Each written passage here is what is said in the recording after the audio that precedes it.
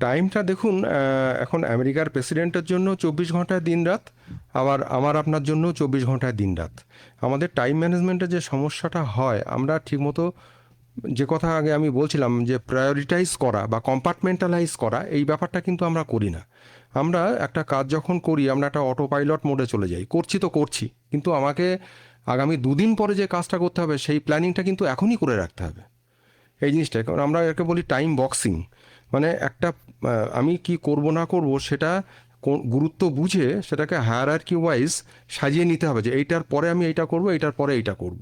এইভাবে যদি আমরা সাজিয়ে নিই, হ্যাঁ, এবং আমরা যেগুলো আমাকে 2 দিন পরে করতে হবে সেগুলো যদি আমি আগে থেকেই প্ল্যান করে রাখি, আমাদের এই প্ল্যানিংয়ের অভাব থেকেই না সাধারণত ওই জিনিসগুলো হয়।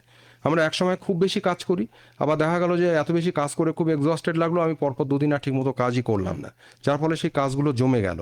এই ধরনের ব্যাপারগুলো থেকে এই সমস্যা হয়। তো আমরা যদি প্রিভিয়াস প্ল্যানিংটাকে আরও খুব কম্প্যাক্ট করতে পারি এবং কম্পার্টমেন্টালাইজ এবং প্রায়োরিটাইজ করতে পারি আমাদের কাজগুলোকে, ছোট ছোট চাঙ্কে চাঙ্কে মানে ভেঙে যদি আমরা কাজগুলোকে করতে পারি, তাহলে আমরা অনেকটাই এই ব্যাপারে মানে মানে সহায়তা পাবো বা সমস্যাটা আমাদের কমবে।